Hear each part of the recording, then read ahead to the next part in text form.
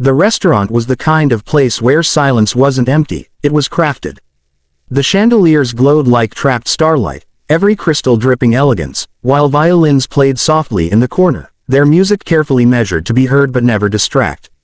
Waiters in black vests glided between tables like shadows, their polished shoes never daring to squeak on the marble floors. It was the sort of place Amelia Hartfield should have felt at home in. After all, she had grown up in luxury. Billion-dollar estates, private schools, black cars with tinted windows, it was all she had ever known. People looked at her and saw untouchable wealth, the perfect heiress. But tonight, she felt anything but untouchable. Her ex-fiancé sat across from her, leaning back casually in his chair as if he owned the room. Charles Whitmore, the name itself was enough to make investors bow and socialites swoon. He had the smile of a man who always won and the arrogance to match. Amelia stared at the glass of sparkling water in front of her, wishing she could disappear into its bubbles. "You'll come back eventually," Charles said smoothly, his voice pitched low so only she could hear. "You always do." Her stomach nodded. His words were coated in sugar but carried the weight of command. Charles had always been skilled at manipulation, weaving threats and promises into a web she could never quite escape. "You can't run forever, Amelia," he added, his lips curving into a smirk that made her want to shrink into herself. "You know your father expects us to." "I'm not here to talk about my father," she interrupted, surprising even herself. Her voice trembled, but she forced the words out. Charles tilted his head, his smile sharpening. "Then why are you here? Nostalgia, regret, or maybe you just miss me?" Amelia swallowed hard. She had come only because her father had insisted she be civil, and not embarrass the family name. But sitting here, across from the man who had broken her spirit piece by piece, she wondered if civility was worth the price of suffocation. Her fingers curled into fists beneath the white linen tablecloth. She wanted to say no, to stand and leave, to never look back, but her body refused to move. Charles had always had that effect on her. And then it happened. A shadow fell across the table. Amelia looked up, startled, as a man came to a stop beside her chair. He was tall, broad-shouldered, his presence somehow more commanding than the chandeliers and violins combined. His clothes were simple, a crisp button-down shirt, sleeves rolled casually to his elbows, paired with a worn jacket that spoke of use rather than fashion. He didn't look like he belonged here among suits and diamonds, but that was exactly what made him stand out. Amelia's breath hitched. She knew him. It took her a second, but memory clicked into place. The children's hospital. She had been there last week, reading stories to the kids. He had been there too, with his daughter. A bright-eyed little girl with messy curls and a stuffed bunny who had run right into Amelia's arms by accident. He had introduced himself briefly, Ethan. Just Ethan. A single father, she had assumed, by the way his daughter clung to him. He had smiled at Amelia that day, warm and genuine, and she had thought about it once or twice since, without meaning to. Now he was here. Charles narrowed his eyes, his expression souring at the interruption. "Can I help you?" he asked, his voice edged with contempt. The man didn't look at him. His gaze was on Amelia, steady and unshakable, like an anchor thrown into stormy seas. When he spoke, his words were quiet, but they carried through the air like thunder.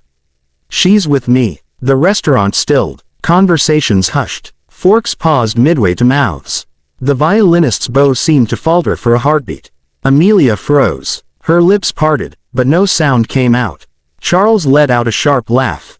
"I beg your pardon." Ethan's expression didn't change. He wasn't smiling, wasn't challenging, just calm. Completely calm, as though he had no doubt about what he had said. Charles's amusement turned mocking. "And who exactly are you supposed to be? A waiter who got lost? Or maybe some charity case my dear Amelia picked up during her volunteering sprees?" His voice dripped with disdain. "You don't belong here." Ethan didn't flinch. He didn't rise to the insult, didn't so much as blink. His hand rested lightly on the back of Amelia's chair, not possessive, not forceful, just a quiet reassurance. His eyes stayed locked on hers, steady and grounding. Amelia's chest tightened. She couldn't remember the last time someone had looked at her like that. Not as an heiress, not as property, not as a means to an end. Just her. Her heart pounded, every beat echoing louder than the violins. Charles sneered, looking between them. "Amelia, tell this man to leave. Now." Her mouth went dry. The words sat on her tongue, heavy, waiting. "Leave, just leave, please, before this gets worse." But when she looked at Ethan, she saw no fear. No arrogance. Just quiet strength, offering her something she hadn't felt in years. A choice. And she didn't know if she was strong enough to take it.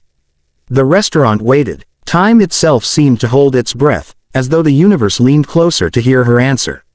For the first time in her life, Amelia Hartfield, billionaire heiress, daughter of power, prisoner of golden cages, wasn't sure what would happen next.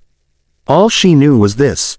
Those 3 words had shaken the foundations of everything she thought she knew. "She's with me." Amelia's hands trembled as she gripped the edge of the linen-draped table, her knuckles white against the spotless cloth.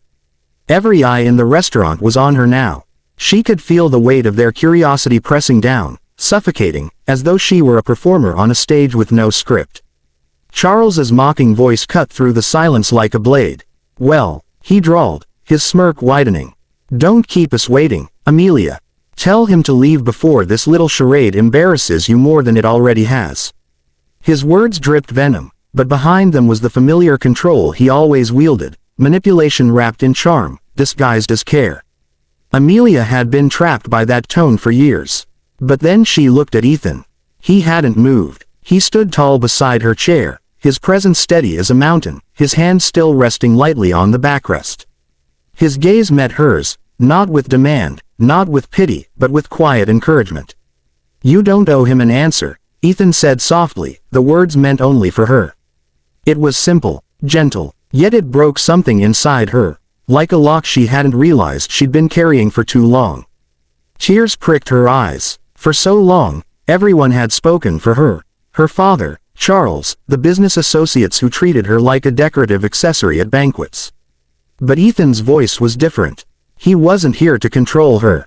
He was here to remind her that she had a voice of her own. Slowly, shakily, Amelia rose to her feet. The chair scraped softly against the polished floor, but to her it sounded like thunder. "I'm leaving," she said.